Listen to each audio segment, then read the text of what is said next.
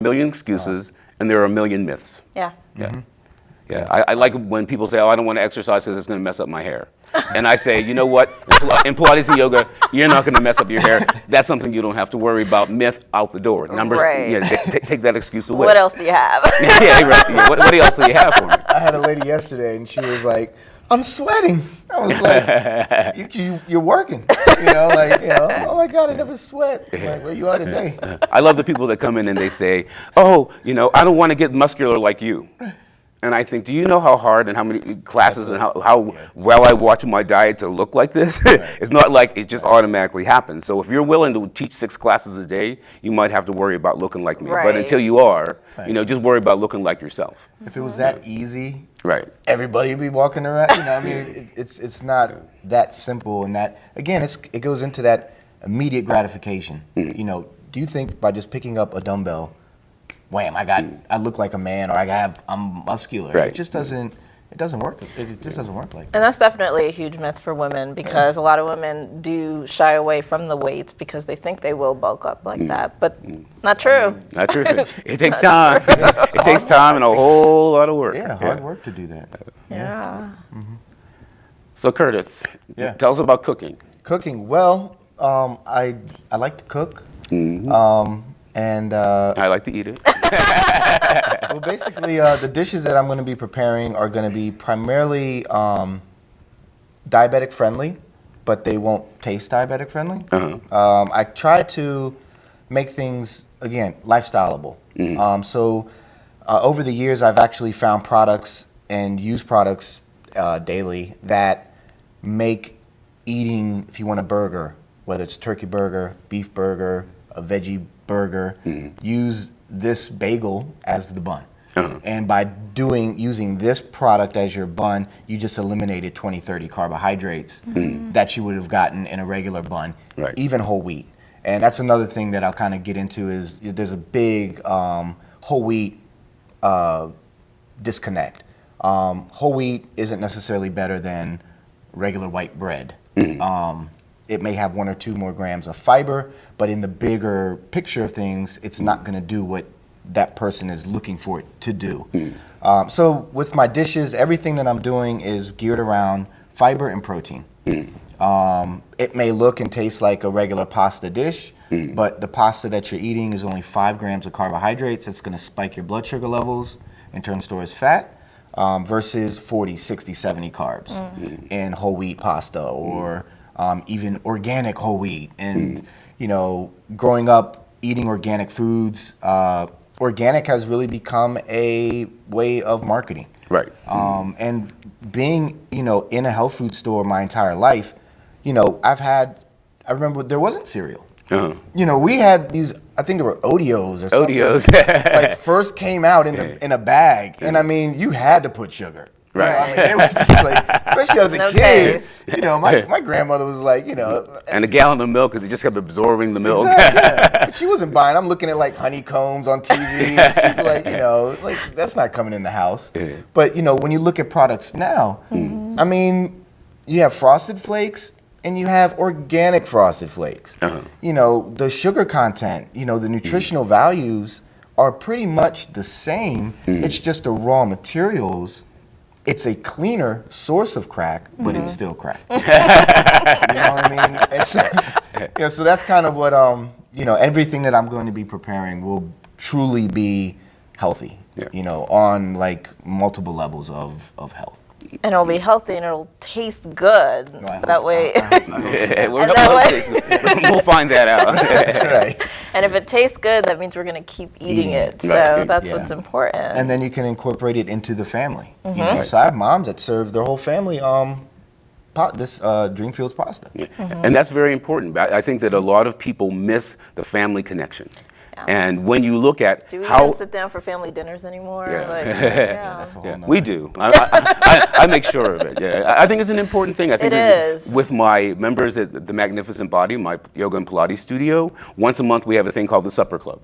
And when we have supper club, we eat whatever we want to eat, and we make that our cheat day. We can have chicken wings, we can have wine, we can have bread. I think we ate a whole loaf of bread at the last. I think we did. Yeah, last supper club. But the bread was great, but I didn't plan on eating that bread for the next 30 days. Right. So I think it's all about learning moderation, and we're going to try to teach you moderation here, because that's really the key. The key is really learning how to just be in a place where you're thinking about what you're doing. If you think, okay, today I had a cookie, so tomorrow maybe I may not need that cookie. But if you need that cookie every single day, you know, people who tell me I do this every single day, if you're doing something every single day and you're still overweight, then you need to make a change, period. Right. You know, people who tell me they walk and then I see them go around one block, and I think that was not walking, because it has to be 20 minutes and it has to be continuous. Right. People who tell me they don't have time to exercise, but they work in an office building that has stairs, I say on your lunch hour, walk up and down the stairs for 30 minutes.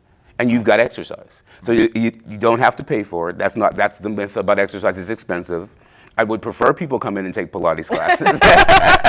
But walking's free. Yeah. And I make sure that I myself go out and I walk 3 times a week. And not just for the sake of walking, but just getting the fresh air, which is so wonderful. Getting the sun on my skin. And vitamin D. Vitamin D and serotonin. And that is going to release your mood. Your mood's going to be up. You're going to be feeling good. You're going to be oxygenated. And most people don't know about breathing. We're going to talk a lot about breathing here, because most people don't breathe fully. And without full breath, you can't digest your food.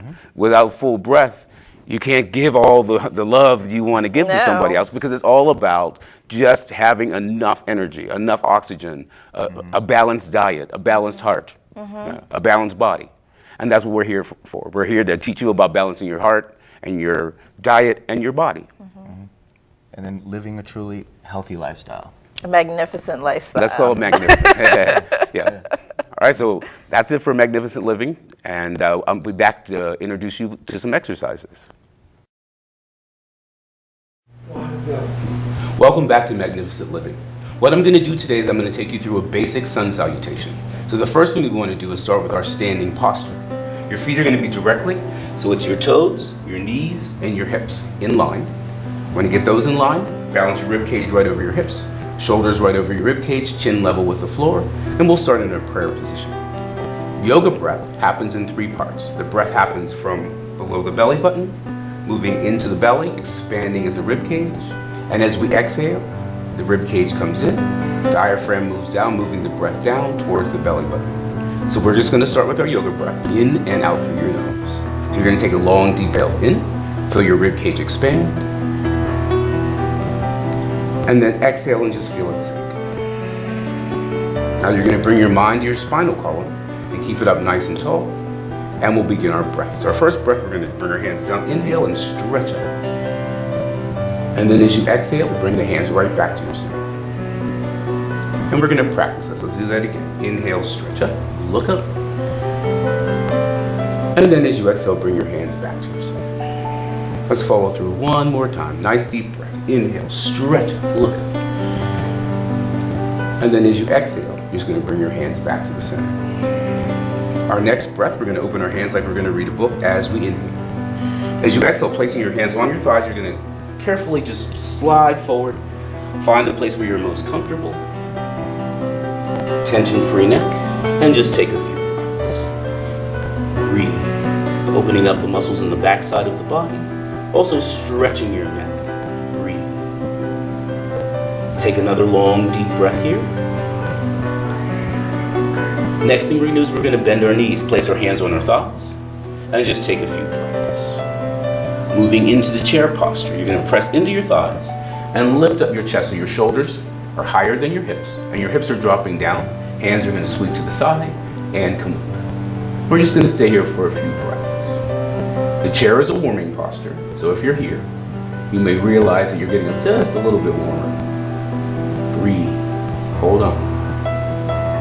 We're going to inhale and stretch all the way up. And then exhale, release your hands and bring them back to your center.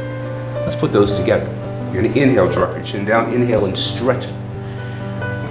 As you exhale, you're going to let your hands float to the center. Opening your book as you inhale. As we exhale, we're going to fold forward, dive into a forward bend.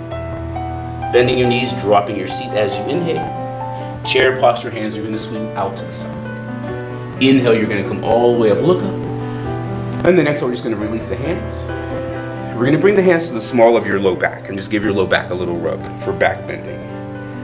In back bending, what's most important is you bend your knees, you allow your pelvic bowl to go forward, you lift your chest up, and you stretch back.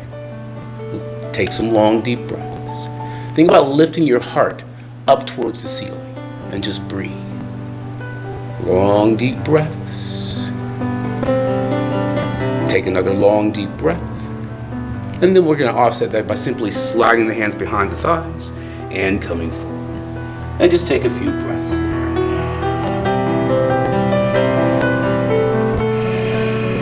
Bend your knees. This time the hands are going to reach forward and bring you all the way up. Look up. And then just release your hands to the side. And I'll come back to the front. Let's start from the beginning, bringing your hands to your heart center. You're going to drop your chin down. Inhale as you stretch up.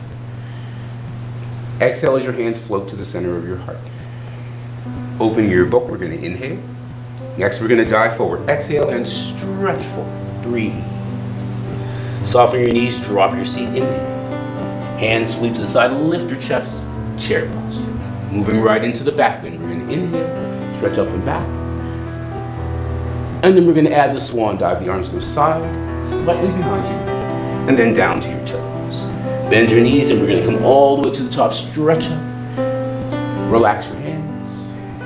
And bring your hands to the center. We're going to pause here. You can just shield your eyes and take a few breaths. Notice your breath, your heart rate, and your body temperature. You should be getting warmer. We'll go through one more time. Soft eyes open. Let's continue. Dropping your chin. Inhale and stretch up. Exhale as your hands float to the center.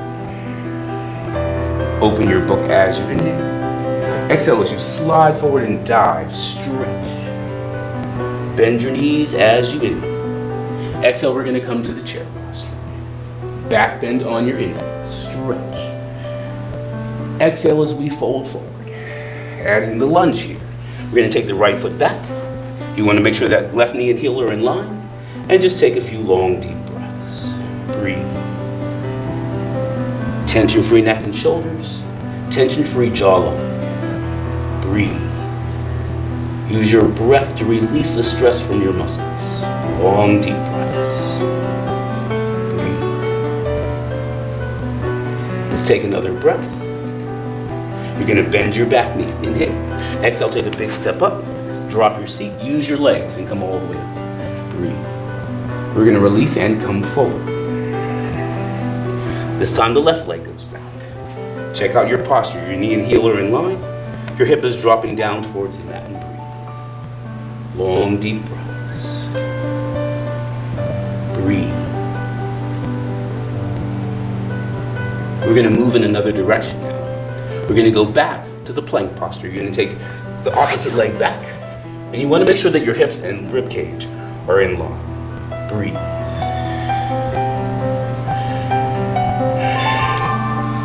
Hold on, I know this is a tough one. 2 more breaths. Breathe. 1 more breath. Can we hold on?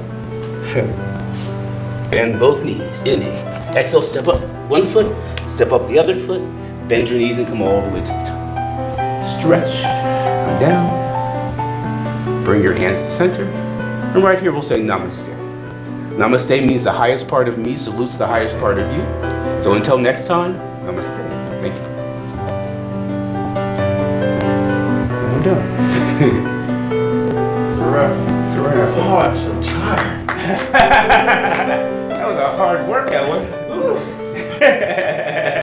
Well, I hope you learned something today, and we are looking forward to bringing you much more information. I'd like to thank my guests, Jennifer Frazier and Curtis Price. Thanks for having us, Carl. Well, you're going to be here all the time. But we'll be bringing other people on, acupuncturists. Curtis is going to get acupuncture. That's going to be a fun thing. He's never had it before. Looking forward to that. We're going to be talking about makeup and, beauty and hair and all those good things. All the good things. To bring all that love from the inside out, showcasing that love. And bring it all together for you. Bring it all together. Thanks for watching Magnificent Living. I'm Carl Powell, and we'll see you next week.